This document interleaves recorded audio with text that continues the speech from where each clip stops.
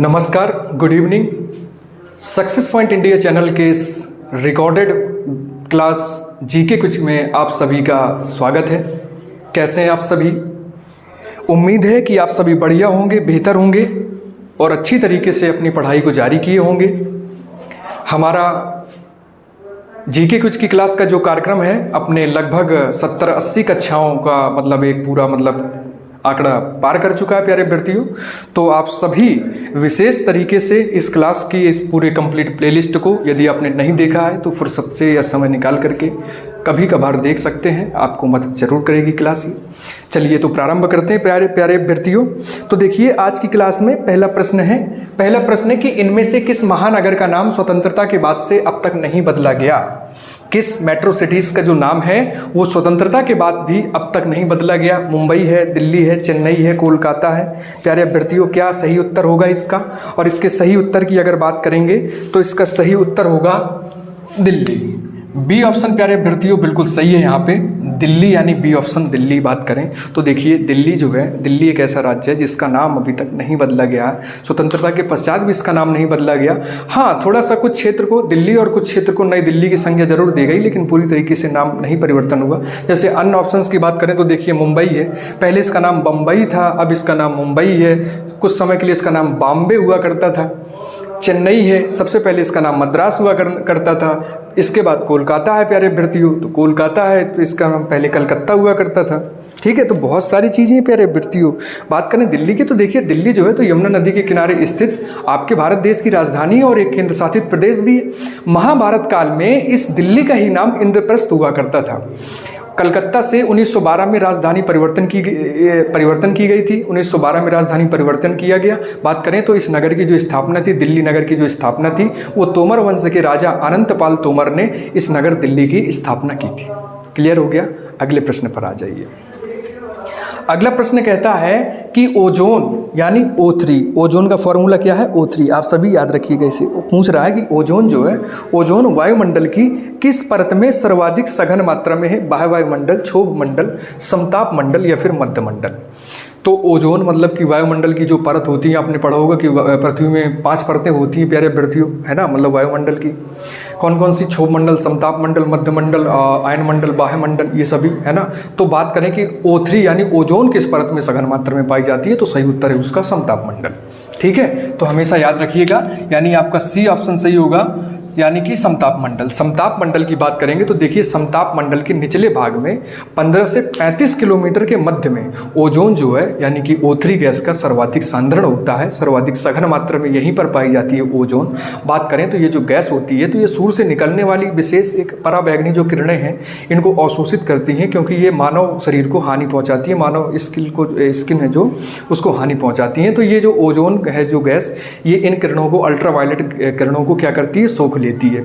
इसी समताप मंडल में प्यारे अभ्यर्थियों बात करें तो वायुयान उड़ाए जाते हैं। बात करें तो पृथ्वी की 5 परतें हैं, जैसे अभी मैंने आपको बताया कि क्षोभ मंडल, समताप मंडल, मध्य मंडल, आयन मंडल और बहिर्मंडल या वायुमंडल। क्लियर हो गया? चलिए अगले प्रश्न पर आते हैं। और अगला प्रश्न है कि वह कौन सा देश है जिसने 19वीं शताब्दी में सार्वभौमिक मताधिकार दिया? श्रीलंका, भारत, पाकिस्तान या फिर न्यूजीलैंड?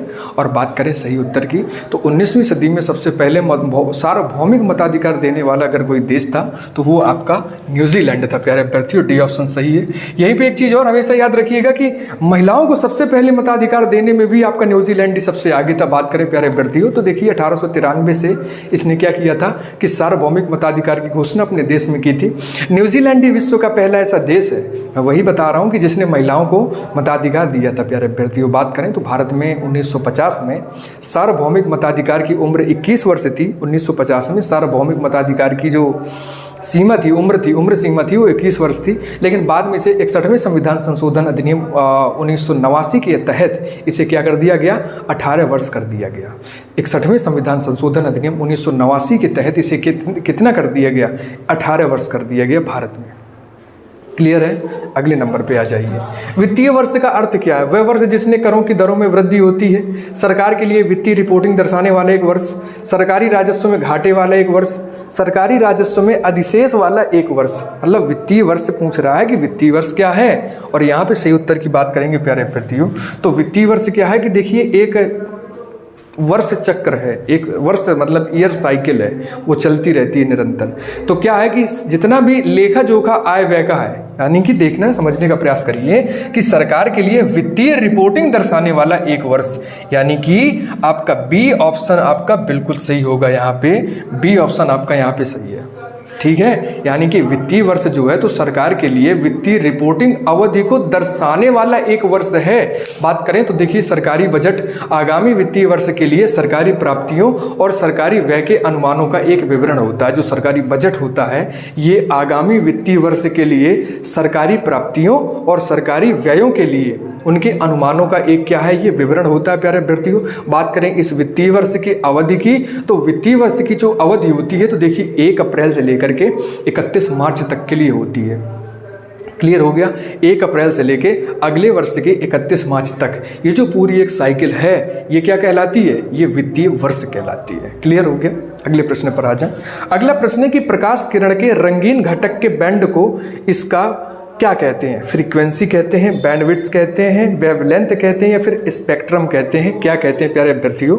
तो बात करें कि प्रकाश किरण के रंगीन घटक को, ठीक है, प्रकाश किरण के रंगीन घटक के बैंड को इसका क्या कहते हैं प्यारे विद्यार्थियों? तो स्पेक्ट्रम कहते हैं। इसे क्या कहते हैं? स्पेक्ट्रम कहते हैं। डी ऑप्शन यहाँ पे सी होगा, मतलब कि इस बैंड को क्या कहते हैं? स्पेक्ट्रम कहते हैं। ठीक है, चलिए अब बात करते हैं। तो देखिए, जब सूर्य का प्रकाश प्रिज्म से होकर के गुजरता है, जैसे मान लो कोई सूर्य है, सूर्य का जो प्रकाश है वो प्रिज्म से होकर के गुजर रहा है, ठीक है, तो वह क्या होगा कि अपवर्तन के पश्चात प्रिज्म के आधार की ओर झुकने के साथ साथ विभिन्न रंगों के प्रकाश में बढ़ जाएगा।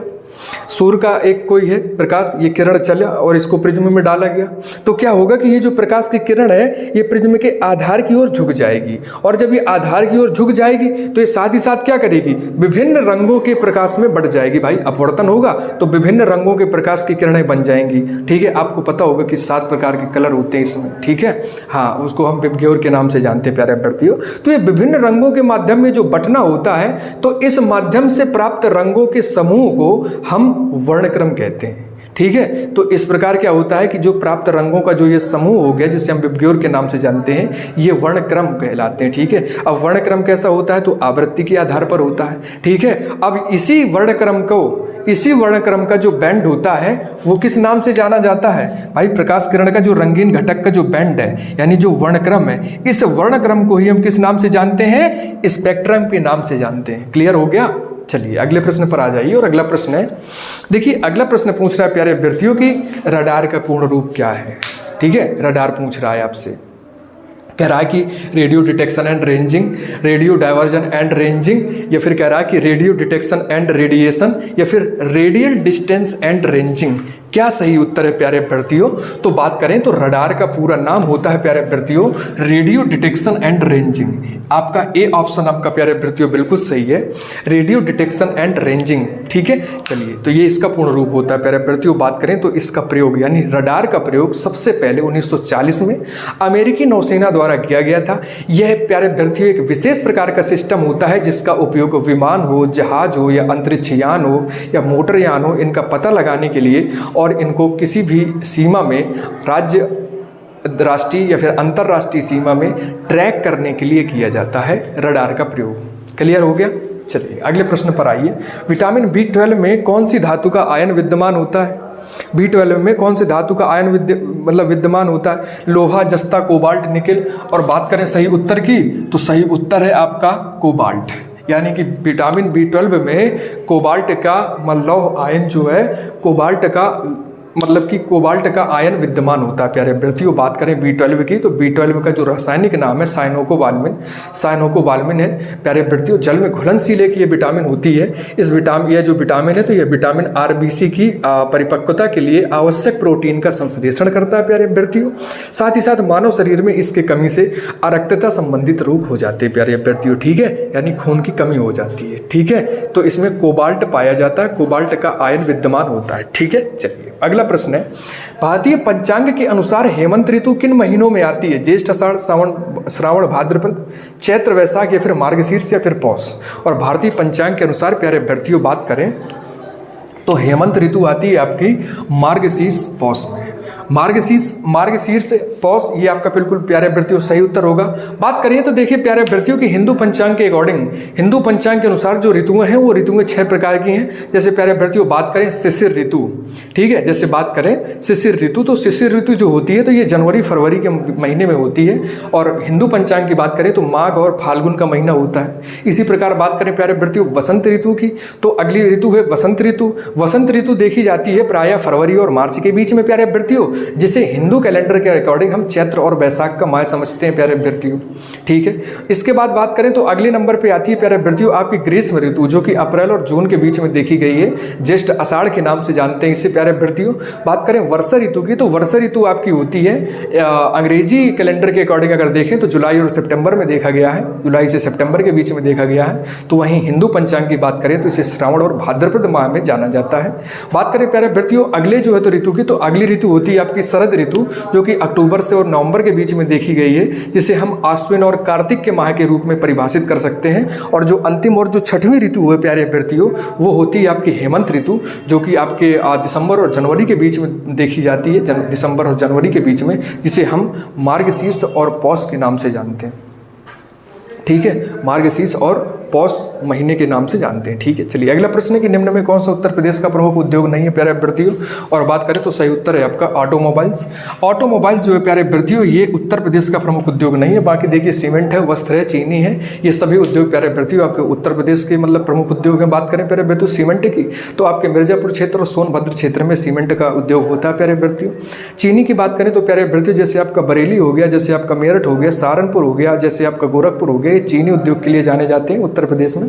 तो वहीं बात करें प्यारे अभ्यर्थियों कपड़े के लिए, तो कानपुर और आपका मेरठ क्षेत्र जो है ये कपड़ों के प्रमुख उद्योग के लिए जाना जाता है। क्लियर है। ऑटोमोबाइल सेक्टर अपने उत्तर प्रदेश में बहुत कम है। हाल ही में किस राज्य सरकार ने राजीव गांधी नागरिक अभय हस्तम योजना शुरू की है? तेलंगाना, कर्नाटक, महाराष्ट्र या फिर केरल? और सही उत्तर की बात करें प्यारे अभ्यर्थियों तो सही उत्तर है आपका तेलंगाना। यानी बात करें प्यारे अभ्यर्थियों तो तेलंगाना आपका सही उत्तर होगा। यहाँ पे ए ऑप्शन क्लियर है। बात करें यहाँ पे प्यारे अभ्यर्थियों तो देखिए जो तेलंगाना के जो चीफ मिनिस्टर हैं यानी जो मुख्यमंत्री हैं, जिसे हम रेवंत रेड्डी के नाम से जानते हैं, तो रेवंत रेड्डी ने इस योजना को प्रारंभ किया।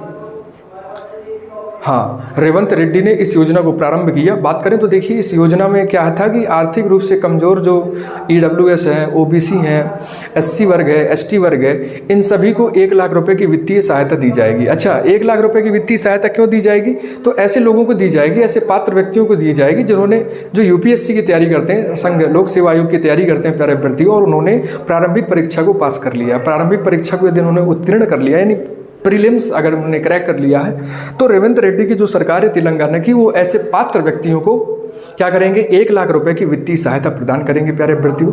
इसके उद्देश्य की बात करें तो देखिए राज्य में सिविल कर्मियों की संख्या बढ़ाना, ठीक है, ये इस उद्देश्य के साथ में रेवंत रेड्डी तेलंगाना के जो चीफ मिनिस्टर है उन्होंने अपने इस योजना को क्या किया? सुचारू रूप से संचालित किया गया है, जिसमें ऑनलाइन आवेदन प्रारंभ हो चुके हैं। ठीक है, चलिए अगले नंबर पे आए। अगला प्रश्न है कि हाल ही में खबरों में रही प्रलय मिसाइल किस संगठन द्वारा विकसित की गई? DRDO, इसरो या जाक्सा या फिर CNSA? और सही उत्तर की बात करें प्यारे अभ्यर्थियों तो सही उत्तर है आपका DRDO। ठीक है, इसका स्क्रीनशॉट ले सकते हैं आप लोग प्यारे अभ्यर्थियों।